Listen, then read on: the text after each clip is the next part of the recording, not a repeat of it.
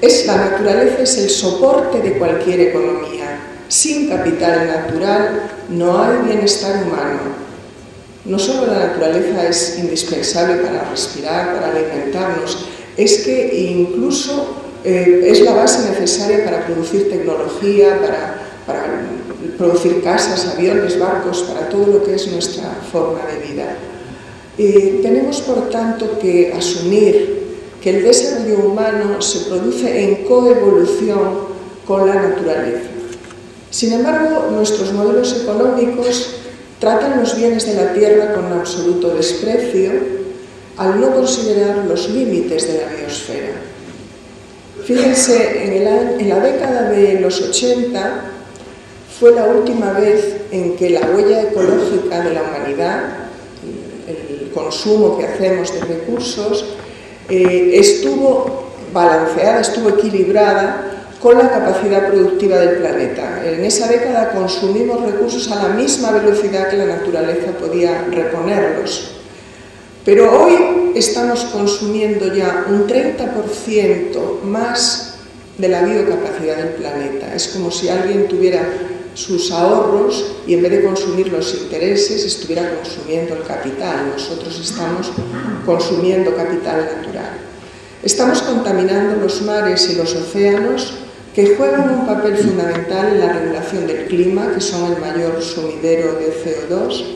Estamos urbanizando, estamos cubriendo de cemento tierras fértiles, zonas de costa para construir viviendas innecesarias, segundas y terceras residencias. Y nuestras formas de vida, el transporte, etcétera, basado en el uso intensivo de combustibles fósiles, están generando un gravísimo problema de calentamiento global, de contaminación. Así que yo creo que si queremos entender esta crisis y si aceptamos que es una crisis sistémica, tenemos que atrevernos a preguntar ¿cuál es el coste natural del bienestar humano? Del bienestar humano, por cierto, de unos pocos, que lleva aparejada la pobreza del resto.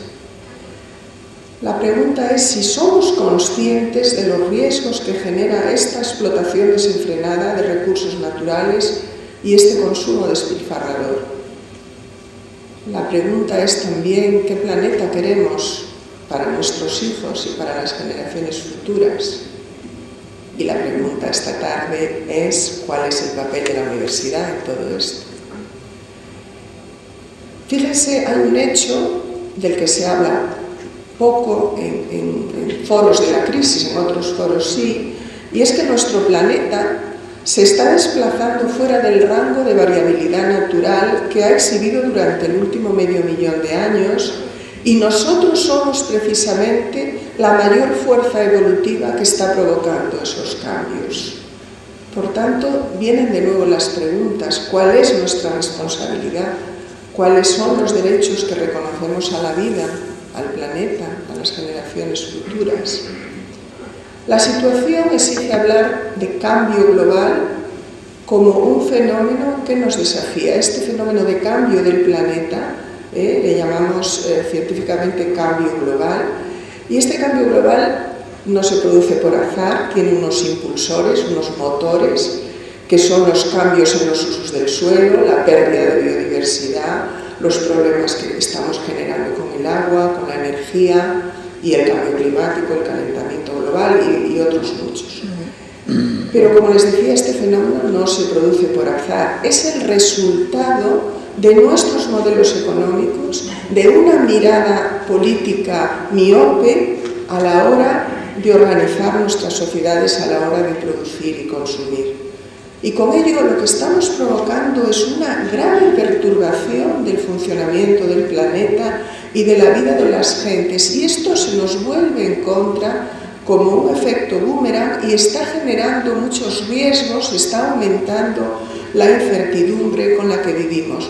No solamente se manifiesta en forma de sequías, inundaciones, etcétera, sino que está generando también y va a generar en el futuro, si no lo atajamos, grandes pérdidas económicas sobre las que podemos hablar después en el coloquio. Vivimos en este momento, por tanto, en escenarios de gran incertidumbre. Y la incertidumbre significa realmente que el sistema físico, el sistema natural, puede colapsar en cualquier momento y no sabemos exactamente dónde ni cuándo se producirán estos colapsos parciales que en alguna medida están ya siendo anunciados. Hay que tener en cuenta que la mayor parte de nuestros impactos tardan en manifestarse, incluso en muchas ocasiones, aunque paremos, ya no hay vuelta atrás. O sea, el CO2, por ejemplo, que se acumula en la atmósfera, está ahí por unos 200 años aproximadamente. Por tanto, problemas como el cambio climático, como la extinción de especies, como la tierra fértil que desaparece, hay que atajarlos cuanto antes, porque luego no son reversibles instantáneamente. Toda esta situación ha llevado a Mario Molina, Premio Nobel de Química, en unas declaraciones al país en el año 2008, a decir: es como si estuviésemos jugando a la ruleta. No sabemos cuándo ni cómo el sistema puede sufrir cambios abruptos. Y esta situación plantea grandes problemas también de gobernanza mundial, porque esta situación ha sido generada por un modelo económico neoliberal destructivo que es a la vez un modelo desterritorializado. Esta situación la ha creado un gran imperio global que es el imperio del dinero, el imperio del capital. Y el control de este gran imperio es inabarcable, lo estamos viendo por las limitadas instancias nacionales, por las limitadas instancias de los gobiernos y de los estados. Y esto lo que está produciendo este imperio que desenvuelve las compañías transnacionales, multinacionales, lo que está produciendo en realidad, y lo estamos viviendo, es una pérdida de soberanía efectiva del Estado-nación sobre las decisiones económicas. Por tanto, lo que tenemos ante nosotros es una crisis civilizatoria, no una crisis económica, una crisis civilizatoria de la que no podemos evadirnos, que va de lo global a lo local y que, como pude escuchar a Ernesto Sábato en su última intervención en España, la crisis arde en el comedor de nuestra casa. La globalización económica se nos ha escapado de las manos y la lógica del mercado se ha impuesto a la lógica de la vida.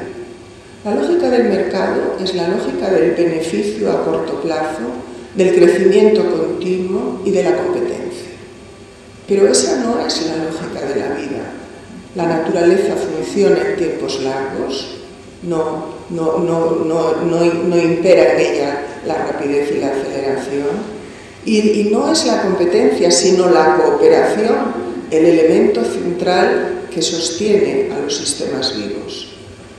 Los procesos de financiarización de la economía han convertido el mundo en un casino y la falta de regulación de los flujos financieros, ya se ha dicho antes, está generando una gran violencia sobre gran parte de la humanidad, que es siempre sobre la parte más débil, y está destruyendo, y esto es muy importante, los bienes naturales que son paradójicamente la base esencial de la economía.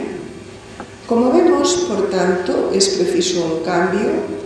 Necesitamos democratizar la globalización, pero la situación es muy grave precisamente porque las competencias sobre la vida de las gentes pertenecen cada vez más al mercado, y hay que decir muy alto que el mercado no es democrático, se rige exclusivamente por la ley del beneficio económico a corto plazo y el laissez-faire.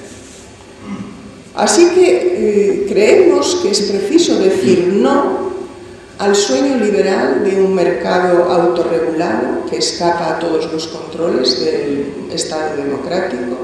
Creemos que es preciso acabar con los paraísos fiscales, someter a control a las entidades financieras y volver a poner en el centro de nuestras sociedades a la vida. Que nuestras sociedades estén regidas por la vida y no por el mercado. Que nos despertemos cada mañana pensando qué nos dice la vida y no qué nos dicen los mercados. Porque es la vida la principal fuente de integración natural y social. Hacer esto significa abrir un gran debate, y hoy estamos aquí precisamente en esa línea, y el debate que hay que abrir y que estamos intentando abrir es sobre qué bienes pueden estar sometidos al mercado y cuáles deberían ser considerados bienes comunes y servicios públicos de gran